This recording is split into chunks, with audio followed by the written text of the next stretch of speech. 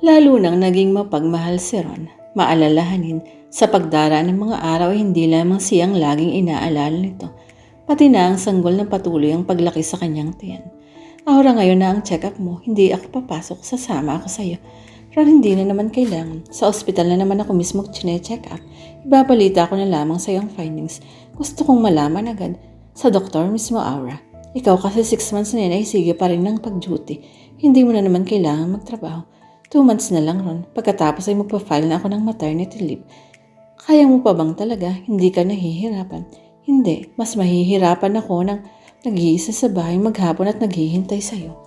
Ang pagmamahal na nakikita niya kay Ron ang siyang dahilan ng unti-unti pagtataboy ng pinakasulok na bahagi ng kanyang isip, ang pag-alaala kay Noel. Nagbabalik lamang ito sa kanyang utak kapag kumikislot ang baby sa tiyan niya. Pagkatapos nun ay nawawala na. Kung baga sa sugat ay unti-unti nang gumagaling ito. Natatakpan na ng ibang balat. Ano ba, Mariko? Tingin ko sa iyo isang contented woman at maligaya. Tama ka, Mitzi. Kontento na ako ngayon at maligaya. Salamat naman. 2 months pa'y nanay ka na at tatay na si Ron. Si Ron na nga ang tatay. Pag-uulit niya sa sinabi ng kaibigan. May iba ka pa bang iniisip? Kunot noo si Mitzi. Wala na, Mitzi. Hinihintay ko na lamang ng mga anak. Aura, anong nararamdaman mo? Hindi ka ba natatakot? Mahirap daw mga anak. Nasasabi ka ko, Mitzi. Hindi natatakot. Gusto ko nang makita siya. Halika, tingnan mo ang nursery. Si Ron lahat ang personal na gumawa niya at bumili ng mga accessories and furnishing. Hatak ni Aura kay Mitzi sa kwartong unang inukupan ni Ron at ngayon ay converted na sa silid pambata. Wow, ang ganda. Ang daming poster at figures ng Disney characters. Mga fairy tale ang bida. Ang ganda pati ng crib. Rainbow color ang what pa. Paano hindi namin alam kung babae o lalaki? Ang kanyang namit ay puti lahat. At least yung unang set. Paglabas niya sa kana kami bibili ng mga may kulay. Bakit hindi ka magpa-ultrasound para malaman mo ang gender ng baby? Ayaw ni Ron. Konserbatibo eh. Bayaan na raw namin katulad nung ipinanganak kami. Full of suspense kung babae o lalaki. Kung mag-iisip siya at kumilos para talagang anak niya ang baby ko. Baby na rin kasi niya yan. Siya na ang naghirap at maghihirap pang magpalaki ng bata. Oo, Missy, humanda ka't ninang ka. Madaling araw nang sumakit ang tiyan ni Aura.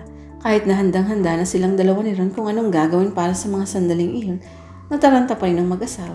Ron, teka, huwag mo muna akong isakay sa kotse. Tawagan mo si doktora, nasa bahay pa yan. Oo nga, tarantang ibinaba ang pangkong asawa at dumayan. Nang dumating sila sa ospital ay naghihintay na si Dr. D. Parang pinahid ang hirap ni Aura nang marinig niyang malakas sa pag-uha ng kanyang anak. Aura, lalaki, a healthy bouncing baby boy. Salamat po, Diyos ko. Mahinang nausal niya at saka siya pumigit. Hindi na niya nilabanan ang antok na kanina pag gumigit sa kanya. Nang magmulat si Aura ay naroon ng kanyang mami at daddy, si Chito at si Ron. Kumusta ang bagong mami? Si Mang Alpo na yumuko at hinilikan sa pisngi ang anak. Mabuti po, Dad. Pagod na pagod pa rin ang pakiramdam ko. Ganyan talaga. Ngayon ay nagsisimula ka ng makabayad ng utang mo sa amin ng iyong ama. Sana ay mapalaki ninyo ni Ron ng maayos ang bata. Nakatulad ng pagpapalaki namin sa iyo, Aura. At pagpapalaki ng mga magulang ni Ron sa kanya. Inakbayan ni Ron ang biyan ng babae. Magsisika po kami, Mama. Pangako yan. Ano ba ang magiging pangalan ng apo ko, ha? Dad, Ron Nielito po. Agaw agad ni Aura. Aba, maganda. Si Aling Dolor. Ate, nakita mo na ba sino ang kamukha? Hindi pa, Chito. Nakatulog agad ako sa hirap at pagod. Ang hirap-hirap mga anak. Nagayaan silang tingnan muna ang baby sa nursery. Naiwan si Ron. Nakita ko na siya kanina, Aura. Hindi pa makita kung sino ang kanyang kamukha at napakaliit pa. Sana maging kamukha mo. Sana nga na isa loob ni Aura. Ayaw na niyang makita ang bakas ni Noel sa bata para hindi makapagpaalala pa kay Ron na hindi niya tunay na anak ang bata. Ron, maganda ang napili kong pangalan para sa bata. Ron Nielito, kinuha ko ang Ron. Talaga bang iyon ang gusto mo? Oo, Ron. Para lagi kong naaalala ang mga kabutihan mo sa amin. Maraming salamat ulit. Kalimutan mo yun. Wala kang dapat ipagpasalamat. Ang mga ginawa ko at ginagawa ay nakapagpapaligaya sa akin. Ganon kita kamahal, Aura. Nang magbalik si Nachito ay kasama na si Mitzi. Nahuli ako, Aura. Napasarap ako ng tulog. Nang sabihin sa akin ni Mama Dolor kaninang umagang-umaga, ay nahiga pa kasi ako uli. Naku, ang taba ng baby natin. Nahirapan ka ano? Firstborn pa naman. Talagang nahirapan ako, Mitzi. Akala ko'y malalagot na ang hininga ko sa hirap. Kaya nga ba ayaw akong magnobyo at mag-asawa? Diyan ako natatakot. Hindi lamang yan, Mitzi. Maraming gawing pagpupuyat at pag-aalaga sa pagpapadede sa madaling araw. Magpapalit ka ng lamping basa, talagang parusa. Si Aling Dolor. Bawas na ho ang problema sa pagpapalit ng lampin ngayon dahil may disposable diapers na. Katwiran ni Ron, ang mahal naman pagkagamit itatapon na rin. Basta anak nyo na lang, Aura, ang aalagaan ko. Kung kailan ko gusto, pag nagsawa ako, edi ibabalik ko sa kanyang ina. Pero pag anak mong sarili, ay ayaw ko't sa gusto ay mag-aalaga ako. Masayang masaya ang lahat. Ayaw pa sana nilang umalis kaya lamang ay nakita nilang napapapikit na naman si Aura.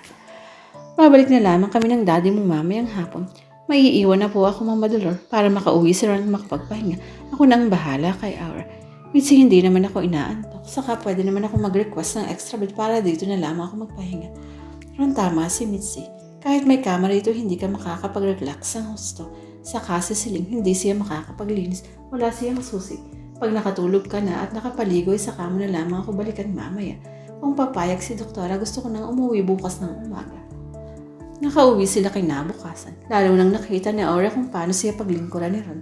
Hindi niya napigil ang sarili sa pag-iisip kung si Noel ang nasa kalagayan ngayon ni Ron. Kung ganun ding pag-asikaso at pagmamahal ang ibibigay sa kanya. Pabibinyagan natin agad ang ating anak Aura para makalipat na tayo sa ating sariling bahay sa birthday mo. Sa susunod na buwan, yun ang regalo ko sa'yo. Bahay at lupa sa Alabang.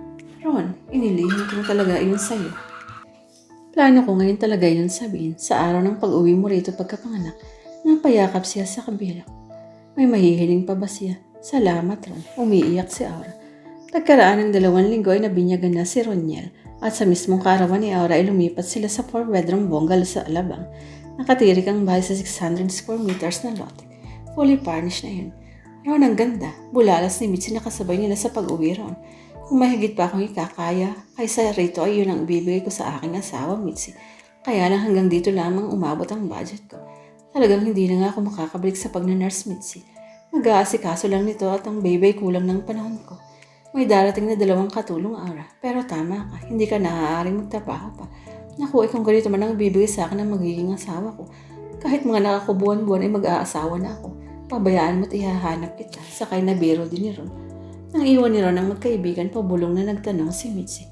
Aura, mahal mo na si Ron. Nakalimot ka na ba? Kung pwede lamang bang parang gripo ang puso ay sarap pag kailangan. Buksan pag may ibang dumating at ganun din ang daloy ng tubig. Pero hindi basta natuturuang magmahal ang puso. Malungkot na pahayag ni Aura. Wala pa naman kasi kayong 7 years. Magit lamang 11 buwang nagsasama. How silly of me to ask you such question. Sorry, Aura.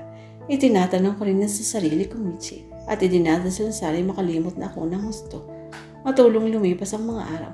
Nang sumapit ang unang kaarawan ni Roniel ay isang malaking handaan ang ginawa. Naka-record sa mga pictures and event ang naka-video. Tanggap na ng lalaki na tunay na niyang anak ng bata. Isang lihim iyong siya, si Ron at si Mitzi at si Aura lamang nakakaalam.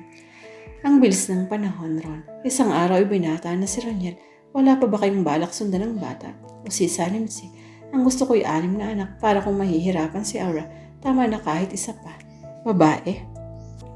Babae, pero kung hindi, walang problema. Basta may makasama rin si Roniel sa kanyang paglaki nang hindi ma-spoil. Lumalaki lalong gumagwapo si Roniel ha. Kamukhang kamukha ng kanyang ina, maliban sa rag features niya na lalaking lalaki. Salamat na lamang. Salamat saan? Sa pagiging kamukha niya kay Aura o sa rag features niya. Pareho, Mitzi. Tama ka, mabuti na lang. Sang-ayon ni Mitzi pero alam niyang sa pagitan ng sinabi Ron, ang ibig sabihin nito'y salamat at walang nakuha kay Noel.